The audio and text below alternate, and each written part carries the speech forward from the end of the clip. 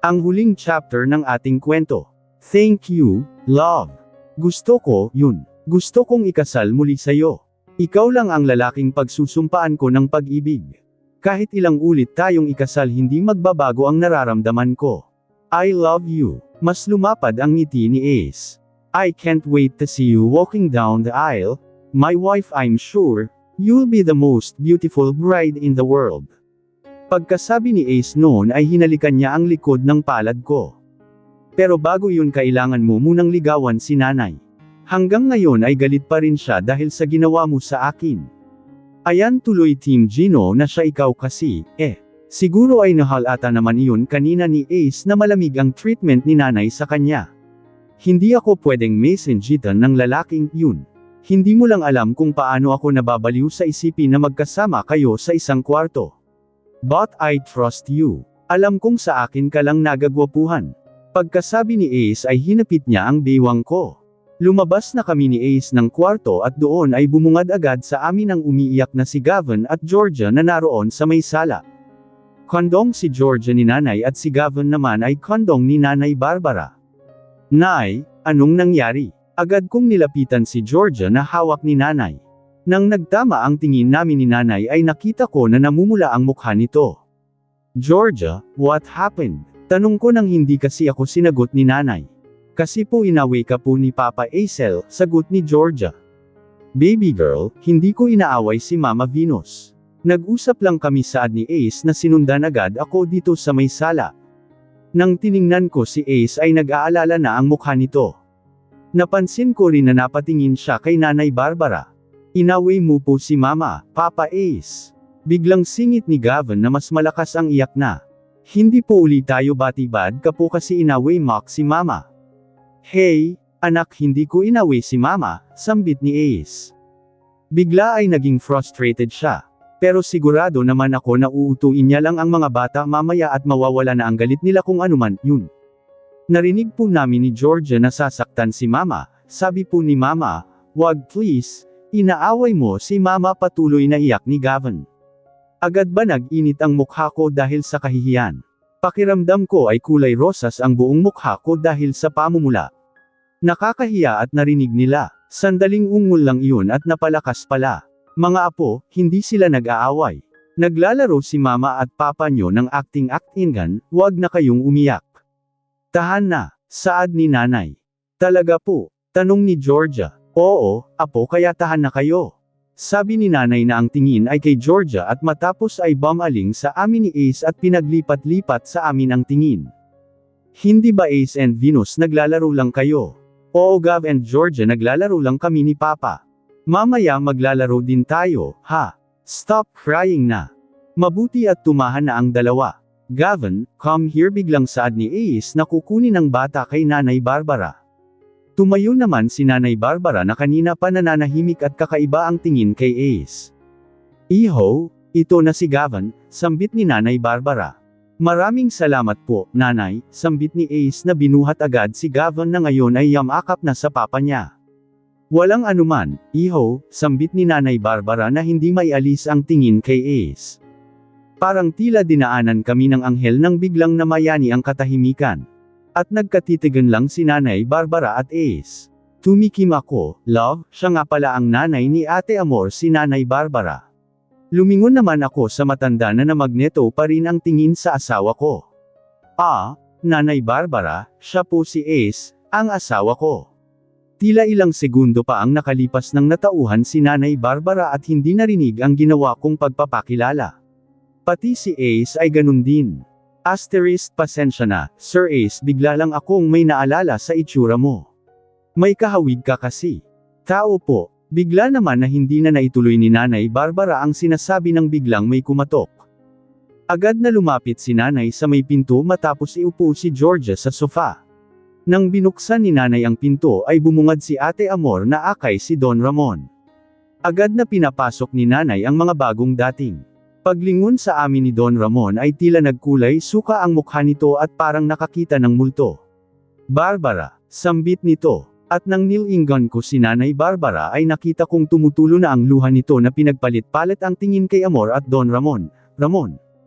Nanay, nandito po pala kayo. Sambit ni Ate Amor. Nakita ko ang gulat sa mukha ni Ate Amor. Pero mukhang mas nagulat siya na tila magkakilala ang dalawang matanda at napapaiyak pa si Nanay Barbara sa pagkakita kay Don Ramon. Barbara, anak mo si Amor. Nanghihinang tanong ni Daddy Ramon na unti-unting naglalakad dito sa kinatatayuan namin. Gusto ko siyang lapitan agad dahil nakikita ko pa ang pamumutla niya pero na-curious ako sa reaksyon ng dalawang matanda. Gulat na gulat sila sa isa't isa kaya pati ako ay hindi na makakilos. Dad, are you okay? Tanong ni Ace na hindi na natagalan ang kinilos ng ama. Lumapit pa si Ace sa kinatatayuan ni Daddy Ramon na ilang hakbang na lang dito sa may sofa. Nakasunod naman sa kanya si Ate Amor na gulong-gulo na rin ang itsura. Hindi na rin sinagot ni Daddy Ramon ang tanong ni Ace. Diretso lang ang tingin nito kay Nanay Barbara. Anak mo si Amor? Muling tanong ni Daddy Ramon. Napatingin ako kay Nanay Barbara at nakita kong tumango ito habang napahawak na sa dibdib nito. Labis ng, sinong ama niya? Nakuha pa namin na marinig na tanong ni Daddy Ramon. Ang hina na kasi ng boses nito. Dala na emosyon na nakikita ko sa mukha nito. Ramon, tanging nasambit ni Nanay Barbara. Anak ko ba siya, Barbara? Tell me the truth. Nanlaki ang mata ko sa tanong ni Daddy Ramon. Kung hindi ko lang hawak si Georgia ngayon ay natakpan na ng dalawang kamay ang bibig ko dahil napa o shape ang bibig ko. Anak, bakit tatanungin iyon ni Daddy Ramon? Nagkaroon sila ng relasyon ni Nanay Barbara. Bigla ay napatingin ako kay Ace na labis din ang gulat sa mukha nito. Ang dami ng sinabi ni Ace sa akin na koindang-windang. Pero heto, may panibagong entry muli kahit hindi pa tapos ang araw. Hindi pa nga nadadigest ng utak ko ang binanggit ni Ace na may kabit ang mami niya at kapatid niya si Grayson at Giovanni. Idagdag pa na fake ang kasal ni Ani Melody at fake lang din ang sakit ni Daddy Ricardo at pukano lang ni Doña Tasha. Tapos ngayon ay half-sister ni Ace si Amor. Bigla ko tuloy naaalala ang mga panahon na napapatitig ako kay Ate Amor dahil sa resemblance niya kay Ace. At nakuha ni Ace Leon kay Daddy Ramon. Kaya pala hawig sila. Kahit si Ate Amor ay hawig sa mga anak namin ni Ace.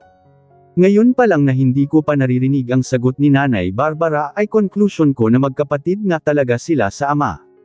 Ramon, anak natin si Amor. Sambit ni Nanay Barbara. Nabitawan ni Daddy Ramon ang tungkod nito. Para siyang matutamba pero agad siyang hinawakan ni Ace para alalayan. Bigla ay napaupo naman si Nanay Barbara sa sofa. Parang bigla siyang nanghina sa sinabi niya at patuloy na umiyak. Hindi ko na alam kung paano ipuproseso ng utak ko ang mga narinig. Lahat kami dito ay na-shock sa sinabi ni Nanay Amor, na akala ko ay patay na ang tatay ko. Biglang sabat naman ni Amor na ngayon ay nakikita ko sa mata na patulo na ang luha. Ang dami namin dito, naguguluhan ako. Narito pa ang mga bata kaya bigla kong binaba si Georgia. Binaling ko ang tingin kay Nanay na ngayon ay tila nanunood ng teleserye dahil sa mga nalaman. Nay, please ilayo niyo muna ang mga bata. Agaw atensyon ko sa ina habang wala pang reaksyon ang mga tao sa nalaman tungkol sa pagkatao ni Ate Amor. Mabilis ang kilos ni Nanay na kinuha ang kamay ni Georgia at hawak naman nito ang kabilang kamay ni Gavin at umalis dito sa sala. Pumasok sila sa kwarto nila ni Tito. Kahit ako ay gusto kong umalis muna dahil sa itsura ko. Magulo pa ang basa kong buhok. Wala akong panty at bra at natatakpan lang ng towel ang utong ko. Pero wala naman may pakialam na sa itsura ko ngayon. Lahat ng atensyon namin ay napunta na kay Nanay Barbara. Nanatili na lang ako dahil gusto ko pang malaman ang mga susunod na sasabihin nila Daddy Ramon at Nanay Barbara. Amor, si Ramon ang tunay mong ama. Biglang narinig ko si Nanay Barbara. Pati ako ay apektado sa mga narinig. Naiiyak ako. Mantakin mo naman na tila naging family reunion itong pagpunta ko nang hindi sinasadya dito sa bahay. Alam kong pinangarap ni Ace na magkaroon ng kapatid at kahit papaano ay natupad ngayon.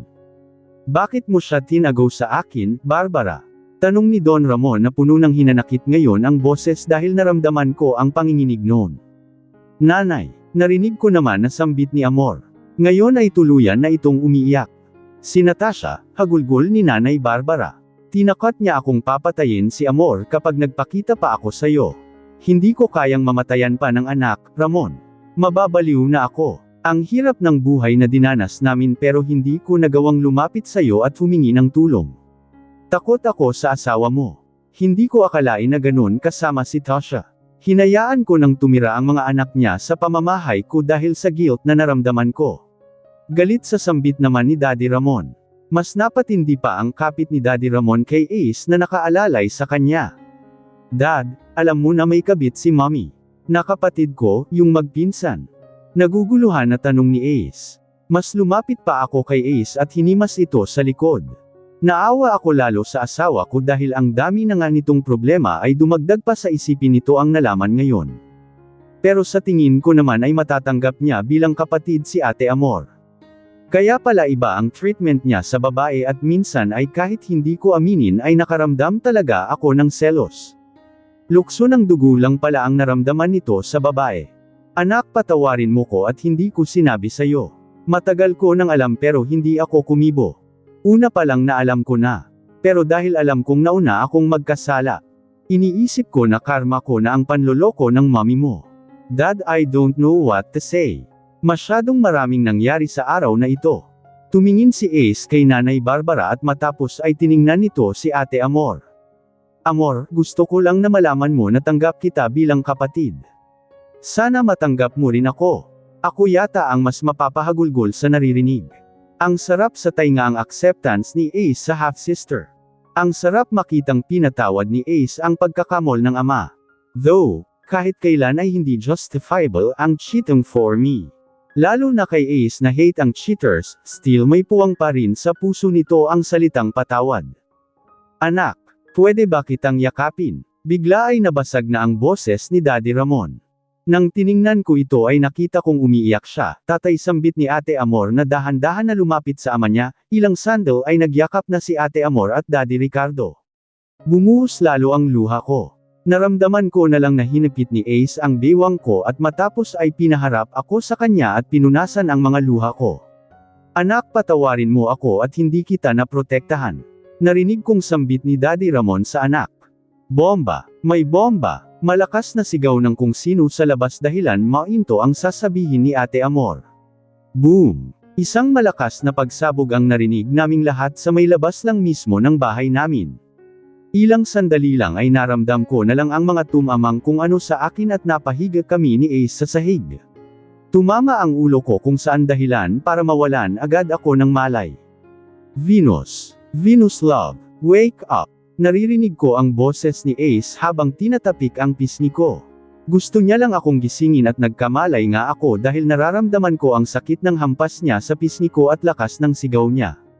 Ungol ko para iparamdam ko sa lalaki na gising na ako. Thank God! Narinig kong sambit ni Ace at ilang sandali ay niyakap niya ako. Napaubo na lang ako dahil ramdam ko ang alikabok ng dulot ng pagsabog. Marahan kong dinilat ang mata at ilang sandali lang ay umalis sa pagkakayakap sa akin si Ace at hinawakan ang mukha ko ng magkabila niyang kamay. Love! Nag-alalang sabi ko dahil may nakita akong galos sa mukha ni Ace. Bigla akong napabangon sabay hawak sa masakit na ulo dahil alam kong tumama, yun sa matigas na bagay kanina. Sobrang ingay ng naririnig ko. Tiningnan ko ang paligid at nakita ko ang butas na bahay namin dahil sa pagsabog. Exposed na kami dito sa loob dahil tuluyang nasira ang haligi ng bahay namin at kita ko ang labas na nagkakagulo ang mga tao. Nilingan ko kung nasaan ang iba at nakita ko na inaalalayan ni Nanay Barbara at Ate Amor si Daddy Ramon at naglalakad patungo sa isang kwarto namin. Kahit paano ay nakampant ako sa isipin na ligtas kaming lahat na narito sa sala kaninang may sumabog na bomba. Mabuti at alerto sila at agad na nakadapa ng sahig. Love, ang mga bata. Nag-aalalang tanong ko. Nasa loob pa sila ng kwarto, love. Come on. Mabilis akong inalayan ni Ace na tumayo. Ramdam ko pa rin ang sakit ng katawan sa ginawa namin na biglang ilag mula sa pagsabog. Kiti tayo lang namin ni Ace nang biglang lumabas sa kwarto si Nanay at hawak ang kambal sa magkabilang kamay. Umiiyak sina Georgia at Gavin na biglang kumawala at nagtatakbo sa amin ni Ace. Mama, Papa, halos sabay nilang sigaw. Kinakawag nila ang kamay at gustong magpabuhat sa amin ng papa nila pero baka mabitawan ko lang sila dahil nahihilo pa ako at si Ace naman ay nakaalalay pa sa akin. Mga baby, ayos lang ba kayo? Agad kong tanong at tanging layek ang sinagot ng dalawa sa akin. Binaling ko ang tingin sa nanay kong mas doble ang takot sa mukha kaysa sa amin. Nakalapit na rin sa kanila sina Ate Amor. Nay, ilayo mo muna ang mga battle, sambit ko na pilit inayos ang tayo. Nagkumahog naman ng lapit si nanay sa akin para patahanan ang mga bata. Mga apo, okay lang ang mama at papa nyo. Huwag na kayo umiyak. You need to go to safe place now, nanay. Singit ni Ace. Amor, please umalis muna kayo dito at magpunta ng ospital. Ipapahatid ko kayo sa mga tauhan ko yun. Pinutol ni nanay ang mga instruction ni Ace nang biglang makarinig kami ng mas malakas na gulo sa labas ng bahay. Maingay na nga dahil sa biglang dami ng tao sa labas dulot ng mga tsismosang kapitbahay pero nang nilingan namin ang labas ay may nagre-rumble doon. May ilang lalaki na may kinukuyog. Tauhan ko ang mga yun. Biglang sabi ni Ace. Binaling ni Ace ang tingin sa akin. Just stay here. Utos niya sa akin at matapos ay lumingon siya sa iba pa. Lahat kayo, pumasok muna ng kwarto. Huwag kayong lalabas hanggang hindi safe ang paligid. Pagkasabi ni Ace ay agad itong humakbang papalayo sa amin at lumusot doon sa butas ng dingding namin. Binaling ko ang tingin kina nanay. Nay, sige na pumasok muna kayo sa loob ng kwarto. Pagkasabi ko ay sinundan ko si Ace na naroon na sa nagkakagulong mga tao na nagre-rumble. Narinig ko pa ang tawag ni nanay na gusto akong pigilan pero hindi ko na siya pinansin. Alam ko rin na hindi pa maayos ang itsura ko pero wala akong pakialam pa dahil natatakpan naman ang dibdib ko ng towel pa. Pati sakit ng ulo ko ay hindi ko tuloy inintindi na dahil sa curiosity at gusto kong malaman ang dahilan ng gulo. What's happening here? Narinig kong malakas na tanong ni Ace doon sa mga kalalakihan nang makasunod ako. Pati mga kapitbahay ay nakisali na rin. Nakita ko yung dalawang lalaki na hamarang sa amin ng mga bata doon sa ospital na nagpakilalang tauhan ni Ace. Kasama sila sa kumukayeg. Boss A. Hinuli po naman itong may pukana ng pagsabog. Humahanggos na sambit ng isang lalaki. Ilang sandali lang ay sa tulong ng mga kapitbahay ay nasukol nila ang lalaking kinuyog nila. Agad nilang pinatayo ang lalaking nakasuot pa ng face mask at hinarap sa amin.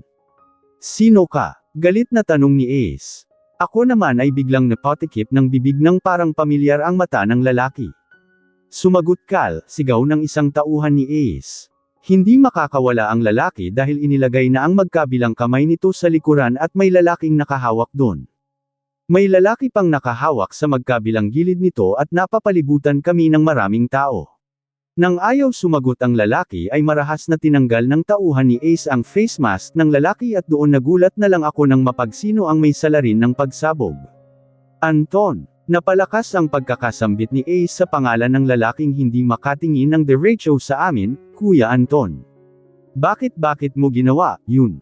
Napatingin sa akin si Kuya Anton. Sorry, Venus na pag-utusan lang ako. Hindi na natapos ni Kuya Anton ang sasabihin nito nang inundayan na ng malakas na suntok ni Ace sa mukha ang lalaki. Bagbog sarado na nga si Kuya Anton sa kaig ng mga tao ay mas mapupuruhan pa siya ni Ace dahil pagkatapos ng isang suntok ay sinuntok pa muli ni Ace ang tiyan ni Kuya Anton. Napaubo na lang si Kuya Anton kasabay ng matinding sakit na mababakas sa mukha nito. Tama na. Natigilan kami lahat nang biglang may dumating na babae at biglang tinulak si Ace at hinarang ang katawan kay Kuya Anton. Melody, gulat na sabi ni Ace. Huwag niyo siyang sasaktan. Sigaw ni Melody na pinalibot ang tingin sa mga tao. Ako ay natitigilan na lang sa sitwasyon ngayon. Anong ibig sabihin nito, Melody? Tandang pananong. Umamin kayo kung ayaw niyong mabulok sa kulungan. Sabi ni Ace. Maawa ka, Ace, na pag-utusan lang si Anton. Napag-utusan lang kami. Parang awa mo na at huwag mo kaming ipakulong. May sakit ang anak namin. Kailangan kami ng anak namin. Patawarin mo ako at nagsinungaling ako. Bigla ay bumuhos ang luha ni Melody. Anak nyo. I knew it. Pineperahan mo lang ako at PayPal abisan na anak ko. Mga hayop kayo. Sinong nang utos? Sino? Dumadagandong ang boses ni Ace sa buong lugar namin. Bigla ay hinimas ko siya sa likod para pakalmain pero mukhang walang makakaawat sa lalaki. Bigla ay naging live show ang pinagdadaan ng pamilya Ibanez.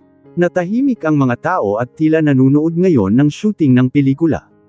Si Donya Tasha, pag-amin ni Melody. Natigilan si Ace sa narinig. Kanina lang ay binanggit niya sa akin ang mga kasamaan na ginawa ng ina niya. Pero parang ngayon ay hindi na nito magawang paniwalaan na pati ang patayin kaming lahat ay kaya nitong magawa. Siya ang nag-utos sa akin simula't sapol na paibigan ka. Hindi kita mahal, Ace. Hindi kita minahal. Pera ang dahilan kung bakit kita nilapitan. Malaki ang binayad ni Doña Tasha sa akin. Gusto niyang mabaliw ka sa akin at nang nahulog ka na sa bitag namin ay siya rin ang nagplano ng kunwaring set-up na may lalaki akong katabi sa kama. Peke ang kasal natin at peke ang pagpapanggap kong patay na para makonsensya ka habang buhay. Sigaw ni Ace. Ace. Bigla ay yamakap ako kay Ace. Para pigilan ko siya dahil akmang susugurin niya si Melody. Alam kong hindi kayang mamisikal ng asawa ko pero iba ang takbo ng utak ng taong labis na galit. Baka magdilim ang paningin nito at makalimutan na babae si Melody. Nananahimik na kami, Ace. Patuloy ni Melody. Pero tinawagan kami ni Doña Tasha na guluhin ka muli. Pati si Anton ay inutusan niyang gawin ang bagay na ito. Hindi na siya naawa sa asawa kong nagsisisi dahil ginamit siya ng mami mo para magkahiwalay kayo. Patawarin mo kami. Maawa ka. Hindi ka na namin guguluhin basta pabayaan mo na lang kami. May sakit ang anak namin at hindi ko kayang magpalaki ng mag-isa. Kailangan ko si Anton. Panipig. Bigla ay lumuhad si Melody sa harap namin ni Ace. Parang kinurot ang puso ko sa eksena. Overflowing na ang revelation ngayong araw. Kot-ang-kota na si Ace at bogbog na ang isip. Labis na awa ang nararamdaman ko dahil sarili nitong ina ang may sala. Kung ina pa ba na matuturing ang kahayupan na ginawa ni Doña Tasha? Dalhin niyo sa presinto ang lalaking iyan. Hindi pwedeng hindi niya pagbayaran ang perwisyo na ginawa niya sa bahay ng biyenan ko. Utos ni Ace sa mga tauhan nito. Opo, boss. Sagot ng tauhan. Binaling ni Ace ang tingin sa akin. Love, come with me. Agad akong dinala ni Ace sa kamay at nagpatianod na lang ako. Ace, please. Sigaw ni Melody. Nilinggan ko ang babae at awa na lang ang naramdaman ko dito. Sakripisyo ng ina na gagawin ang lahat para sa anak. Kahit na masamang bagay para lang maligtas nito ang anak na may sakit. Pumasok na kami ni Ace sa loob ng bahay. Pagkapasok ay inutusan niya akong magbihis na agad ko naman na sinunod. Nang lumabas ako sa kwarto ay busy pa si Ace sa pakikipag-usap sa cellphone. Love, what are we going to do? Tanong ko. Hindi ko na rin kasi alam kung anong magiging sunod na aksyon ni Ace lalo na tungkol sa mga nalaman nito. Love, pupunta ako sa mansion at haharapin ko ay mommy. Kailangan naming magtuos. They are escaping now. Tumawag ako kay Nanay Aim at kasalukuyan naglimpake si mommy. Maybe they thought na nagtagumpay sila sa transfer ng yaman namin sa account nila. Kailangan ko nang umalis bago pa sila makatakas. Hindi ako papayag na may manako sila sa mansyon. Ang buong kayamanan ng mga Ibanez ay para lang sa mga anak natin. Sasama ako, love. No, just stay here with Gav and George. Nagpatawag na rin ako ng medics at mga polis dito na mag-iimbestiga.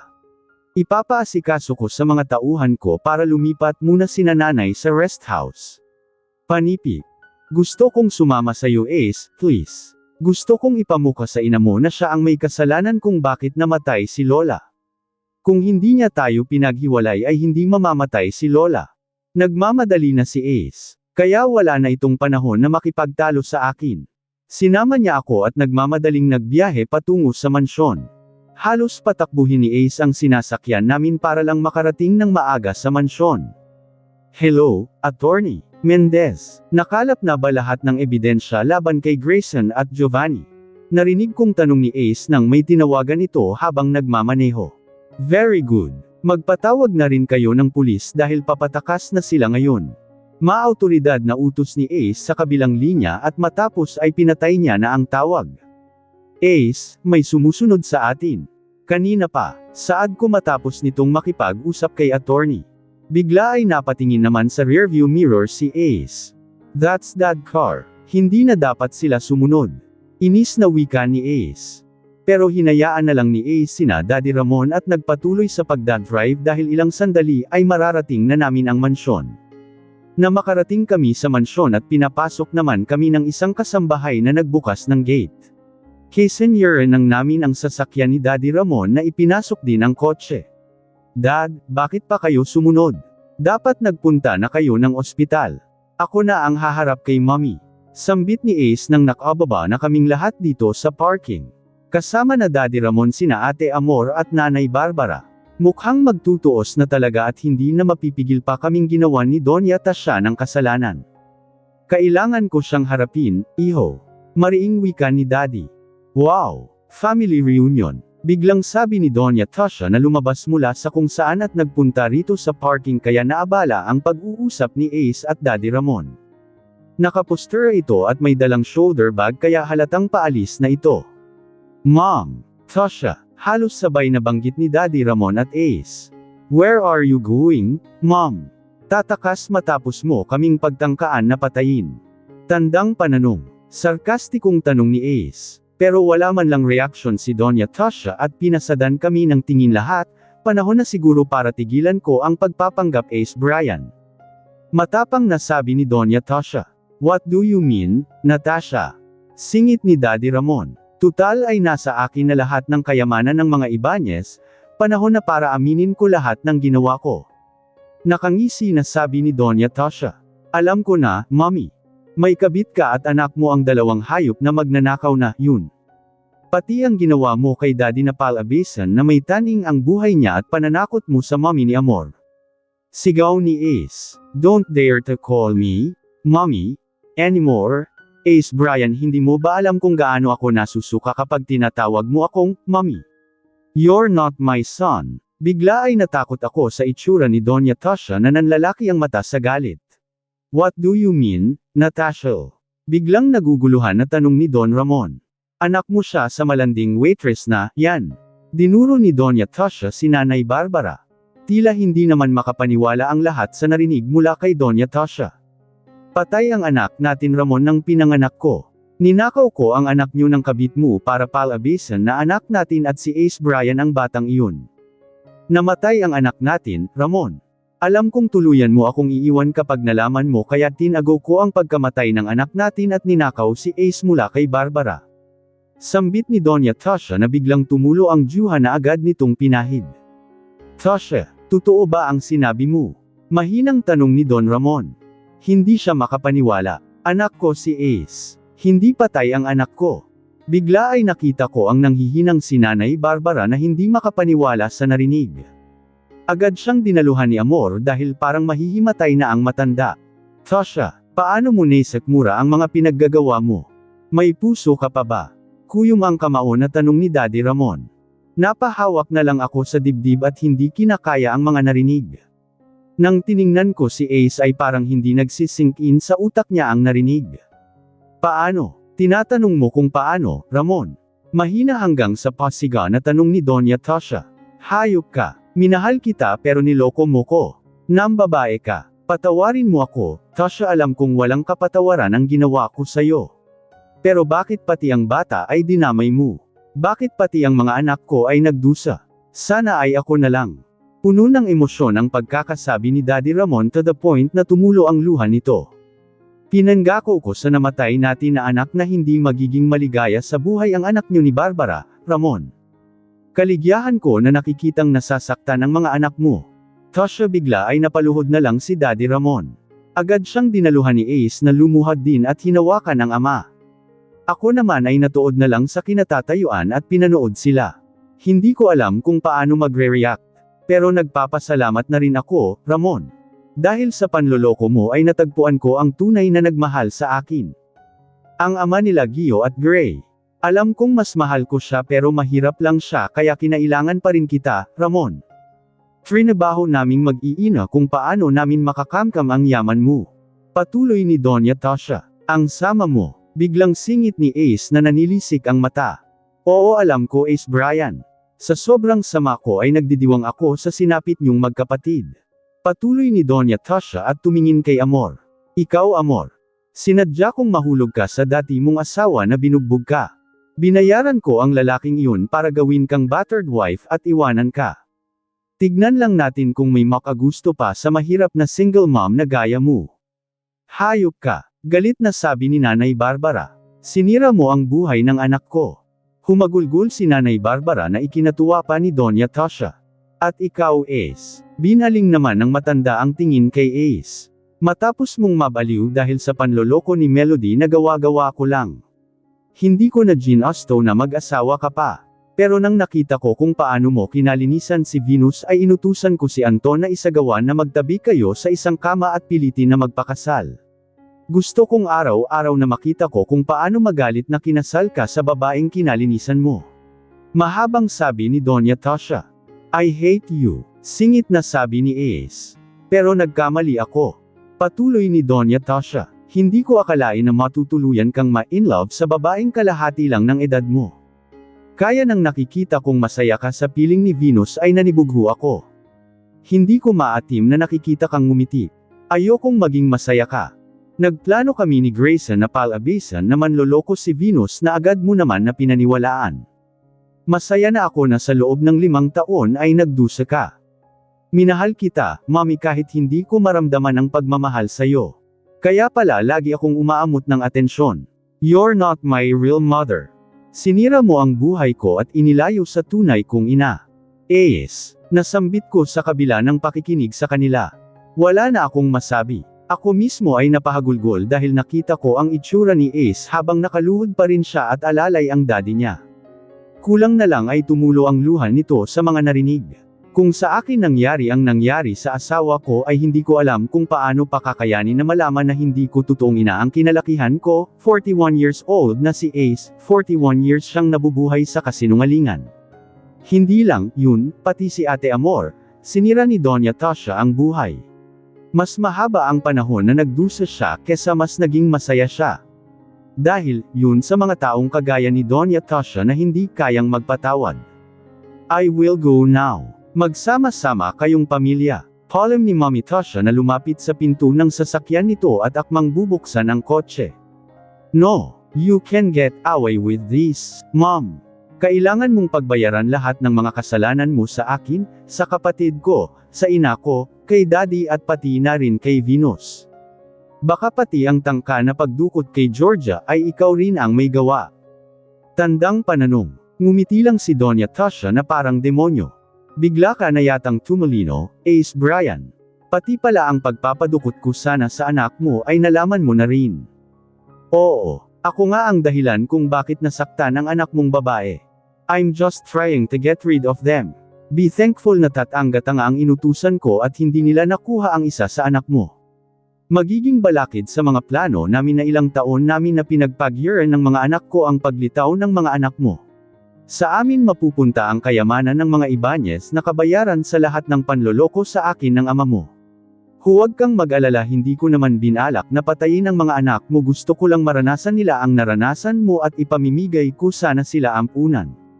Mahabang pag-amin ni Doña Tasha. Grabe ang sama, wala siyang patawad sa bata. Mabuti na lang talaga at hindi natuloy ang pagdukot kay George dahil ikababaliw ko kung may mawala sa isa sa anak ko. Hayop ka, Mommy. Hayop, sigaw ni Ace. Namumula na ang asawa ko sa galit. Si Daddy Ramon naman ay tila naubusan na nang sasabihin at hindi pa rin makapaniwala sa kasamaan ng asawa niya. Hindi ko na pwedeng mag-aksaya ng oras ko sa mga walang kwentang taong kagaya niyo. Binuksan ni Doña Tasha ang pinto ng driver's seat ng kotse nito. Tumayo naman si Ace. Hindi ka aalis, Mommy. Nagulat na lang ako nang biglang may kinuha si Doña Tasha sa bag niya, baril ng laki ang mata ko at parang mahihimatay sa takot. Tinutok ni Doña Tasha ang baril kay Daddy Ramon. No! Don't do that! Bigla ay napuno ng pagmamakaawa ang mukha ni Ace. Walang masasaktan. Walang mamamatay kung hahayaan niyo ko na umalis ngayon. Hindi ko naman kayang pumatay, pero kung kinakalangan at pipigilan niyo ko ay dadanak ang dugol, puno ng pagbabanta ang boses ni Doña Tasha. Tasha, tama na, biglang sabi ni Daddy Ramon. Huwag mo nang dagdagan ang kasalanan mo, Ramon. Don't ever say that. Ang tanging naging kasalanan ko lang ay minahal kita. Parang nababaliw na ang tingin ko kay Doña Tasha. Natatakot ako na bigla nitong makalabit ang gatilyo ng baril. Tasha, sa una pa lang ay umamin na ako sa'yo na hindi kita mahal. Na maghanap ka na lang ng iba na pigilan natin na matali tayong dalawa sa relasyon na ikaw lang ang nagmamahal. Pero ayaw mo. Maniwala ka sa akin na pinagsisihan kong nagkasala ako habang kasal tayo at pinilit kong ayusin ang relasyon natin nang buntis ka na, pero sa puso ko, si Barbara lang ang babaeng minahal ko. Hindi ko siya makalimutan, kaya nang nagkita kami ay hindi ko pa rin napigilan ang sarili ko. Stop. Biglang putol ni Doña Tasha at mas tinutok pa kay Don Ramon ang baril. I don't wanna hear that anymore. Hindi na importante sa akin dahil nahanap ko ang taong nagmahal sa akin ng totoo dahil sa panloloko mo. At ngayon ay magsasama na kami sa ibang bansa gamit ang yaman mo. Mommy, tawag ng kung sino. Bigla ay natigilan kaming lahat nang biglang dumating si Giovanni at Grayson. Galing sila sa mismong labas ng mansion yata at pumasok lang gamit ang gate. Malakas na mura ni Ace. I have bad news. Humahanggos na wika ni Giovanni na walang pakialam kahit nagkakagulo kami dito. Parang alam na nila na nagkabukingan na dahil tinututukan na kami ng baril ng mommy nila. Isa pa ay tinawag na nilang, Mommy, si Doña Tasha imbes na, Tita, ano, yun. Binaling ni Doña Tasha sandali ang tingin sa anak at binalik din kay Daddy Ramon habang ayaw nitong tanggalin ang tutok ng baril. Nawala ang lahat ng funds sa account ko. Someone hacked my bank account. What? Gulat na tanong ni Doña Tasha. Napansin ko ang pagka-distract ni Doña Tasha, dahilan para mabilis akong kumilos at mabilis na humakbang papunta sa kanya at hinampas ko ang kamay niya. Tumilapon ang baril na hawak ni Doña Tasha sa kung saan. Hayop kang babae ka. Agad akong sinabunutan ni Doña Tasha. Ilang sandali lang ay isinandal ako ng matanda sa may sasakyan at tinangka na ayampog ang ulo ko sa bintana ng sasakyan. Napasigaw ako sa sakit. Mabuti at hindi ganun kalakas ang puwersa ni Doña Tasha. Hindi nabasag ang salamin ng sasakyan. Naririnig kong nagkakagulo sa paligid hanggang sa kilabutan ako nang marinig ang putok ng baril. Hiyaw ng lalaki ang nagpatigil kay Doña Tasha sa pananakit sa akin. Giyo, sigaw ni Doña Tasha. Agad akong iniwan ni Doña Tasha at dinaluhan si Giovanni na nabaril sa may hita. Ace. Nagulat ako sa ginawa ni Ace. Binaril niya si Giovanni. Alam ko naman na, di nito kayang pumatay ng tao. Parang daplis lang ang ginawa nitong pagbaril kay Giovanni. At mabuti na lang na si Ace ang nakadampot ng baril dahil kung hindi ay baka patayin na kami ng kung sino sa magkapatid ang maunang makapulot noon. Hayop ka, kuya. Ngayon ay umiiyak na si Doña Tasha na nakayakap sa napaupong si Giovanni. Akmang susugod si Grayson kay Ace pero tinutukan ni Ace ng baril ang lalaki. Isang bala ka lang kung balak mong saktan ang isa man sa amin. And don't call me kuya dahil hindi kita kano-ano. Nagngangalit ang panganasabi ni Ace na tinutok ang baril kay Grayson. Anak, tama na. Huwag na kayong magsakitan. Narinig ko pang saway ni Daddy Ramon pero hindi yun pinakinggan ni Ace. Akala nyo ba ay makakamkam nyo ang yaman namin? Nagkakamali kayo. May mata pa rin ako sa Ibanez Shipping at alam ko ang lahat ng anomalya na ginawa mo. Kaya, huwag kayong magtataka kung bakit hindi kayo nagtagumapay magkapatid sa pagnanakaw sa kumpanya. Hintayin nyo na lang ang mga pulis na dadampot sa inyo papunta sa kulungan. Pagkasabi pa lang ni Ace ay narinig ko na agad ang sirena ng police car. Gustuhin man na sumugod ni Grayson ay hindi na nito magawa dahil natakot na rin siguro itong barilin siya ni Ace. At alam niyang hindi nagbibiro si Ace dahil nagawa nitong barilin si Giovanni. Mabilis ang naging kilos ni Ace at tinapon ang baril nang biglang nagsipasukan na ang pulis dito sa mansyon. Hulihin niyo ang mga magnanakaw na, yan. Sigaw ni Ace. Kumilos naman ang mga pulis at dinaluhan sina Giovanni na ngayon ay namimilipit pa rin sa sakit. Patakbo akong lumapit kay Ace habang magulo ang paligid. Naririnig ko pa ang pagmamakaawa ni Doña Tasha sa mga pulis na dalhin ang anak niya sa ospital. Love. Yakap ko kay Ace na mahigpit na yamakap sa akin pabalik. Paano ka? Baka makulong ka dahil binaril mo si Giovanni. Panipik. Kinakabahan na tanong ko. Don't worry, love, si attorney na ang bahala doon. Kung may makukulong ay sila, yun. Nagnakaw sila ng malaking halaga sa kumpanya at malakas ang ebidensya laban sa kanila. Si Mommy ay ididiin na nila Anton at Melody na may pukana ng pagsabog. Lahat sila mananagot sa batas. Sa laki ng kasalanan nila sa akin, sa ating lahat. Hindi ko alam kung kaya ko pa silang patawarin. Mariling sabi ni Ace. Bigla naman na may lumapit na pulis sa amin. Sir, pwede po bang imbitahan kayo sa presinto? Kukunin lang namin ang statement nyo. Magalang na sabi ng pulis. Yes. Isasama ko rin si attorney at sasampahan ko sila ng kaso. Malakas na sabi ni Ace na pinaparinig pa ang boses kina Grayson na ngayon ay masama ang tingin dito sa kinatatayuan namin. Pero hinawakan na siya ng pulis at agad naman itong sumama. Nakita ko rin na inilalayan ng pulis si Grayson at agad na sumunod sa kanila si Doña Tasha na in-escort ng mga pulis palabas. Sumenya si Ace na mauna na ang mga pulis at muli akong niyakap at ilang sandali ay bumitiw sa akin at humarap kay Nanay Barbara. Wala pang sinasabi si Ace ay naiiyak na ako. Nagtitinginan pa lang sila ni Nanay Barbara ay kita ko na ang kakaibang kislap sa mata ng matanda at tumulo na nga ang luha nito habang nagsimulang humakbang papalapit kay Ace. Madamdaming tagpo ito sa inang Noalay sa anak ng mahigit 40 years. Hindi ko na nga napigilan na tumulo ang luha ko. Feeling ko ay ako si Ace na nag-umapaw ang emosyon. Pero lamang ang saya ngayon sa puso ko. Sa wakas, wala nang kontrabida sa pamilya namin, Ace Brian anak. Sambit ni Nanay Barbara na nang makalapit ay hinawakan sa pisngi ang lalaki. Mas lumayo pa ako sa dalawa para bigyang sila ng moment, Nay. Mahinang sambit ng asawa ko. Nay. Bigla ay niyakap ni Ace ang ina. Kita ko kung gaano liyon kahigpit. Kasabay nigpaghagulgol ko ay umiyak na rin si Ate Amor. Mas hindi ko mapigilan ang iyak at tumulo na ang luha ko nang nakita kong may tumulong luha sa mata ni Ace habang Marlene ang nakapikit at ayaw bumitaw ng yakap sa ina. Naipatuloy na sambit ni Ace, ikaw ang nanay ko. Anak, akala ko patay ka na. Diyos ko, Panginoon, maraming salamat at pinagtagpo pa rin tayo. Parehas nang yumugyog ang mga balikat nila. Lumapit na rin si Daddy Ramon at hinimas ang likod ni Nanay Barbara. Nakangiti na ang bibig ko habang patuloy ang luha. Barbara, patawad at hindi ko kayo naprotektahan ng anak kong si Amor. Sambit ni Daddy Ramon. Bumitaw ng yakap si Nanay Barbara at hinarap si Daddy Ramon. Wala kang kasalanan, Ramon. Kung naging malakas lang ang loob ko at hindi natakot ay dapat na pinaalam ko sayo ang tungkol kay Amor. Mula ngayon ay wala nang mananakit sayo, Barbara. Lalo na sa mga anak natin. Sambit ni Don Ramon na natitig sa mata ni Nanay Barbara. Bigla ay nakaramdam ako ng kilig sa dalawang matanda. Kahit matanda na sila ay hindi may kakaila ang spark sa mga titig nila. Lumayo na si Ace sa dalawang matanda at muli akong hinaharap. Hindi ko na naririnig ang ingay sa paligid at tuluyan nang nakaalis ng mga pulis. Pinahid ko pa ang mga luha sa pisngi ni Ace. Habang ito naman ay hinapit ako sa bewang.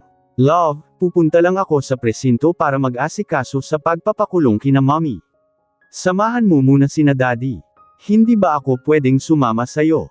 Huwag na papuntahin mo na ang mga anak natin dito. Baka hinananap na tayo. Hintayin mo ako mamaya at sisingilan pa kita. Bigla ay ngumisi si Ace sa akin. Sisingilin? Bakit may utang ba ako? Nagtatakang tanong ko. Hindi ba sinabi mo na kakabayuhin mo ako? Parusa mo dahil pinag-alala mo ako. Bigla ay naalala ko ang sinabi ko sa kanya nang naroon kami sa kwarto nila nanay. Oo nga, at sinabi kong sasakyan ko siya para lang tigilan niya ako dahil nga mag-iingay kami kung may nangyari doon sa loob ng kwarto. Pero grabe naman ang asawa ko dahil sa dami ng nangyari sa ilang oras na nakalipas ay naalala pa nito. Basta pagdating talaga sa kalibugan ay hindi magpapahuli ang isang Ace Brian Ibanez. Hinampas ko sa dibdib si Ace. Love, ikaw talaga. Agad naman na hinuli ni Ace ang kamay ko at dinala sa labi niya para hold on. Naging seryoso ang mukha ni Ace habang titig na titig sa mukha ko. I love you, Venus. Simula ngayon magiging masaya na lang tayong pamilya. Wala nang sisira sa relasyon natin. We will build a big happy family. I'm excited to marry you in church to be witnessed by our loved ones. Punong-puno ng ligaya ang puso sa naririnig sa asawa ko. I love you, love. Pagkasabi ko ay agad na tinawid ni Ace ang pagitan ng mga labi namin at binigyan ako ng masuyong halik na agad kong tinugon.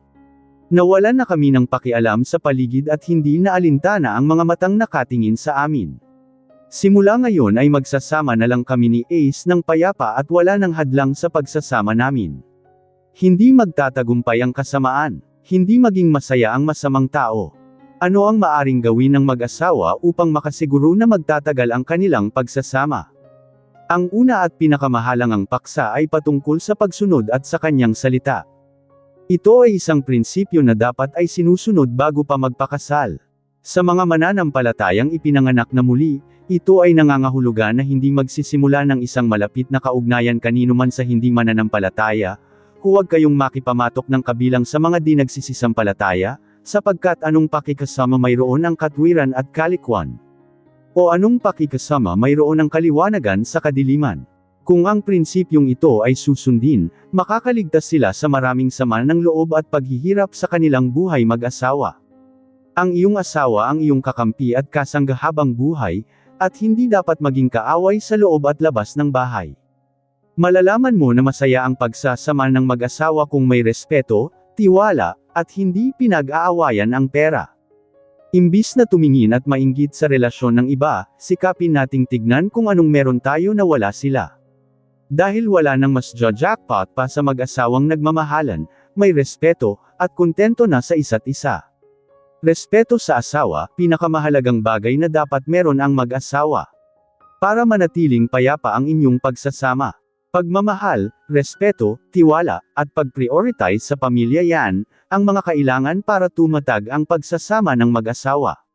Ang pagsasabi sa asawa mo kung nasan ka, sino kasama mo at anong oras ka uuwi, hindi pagiging under yon, respeto ang tawag doon. Hanggang sa muli po. Maraming salamat sa pakikinig ng ating kwento. Mag-iingat po kayong lahat.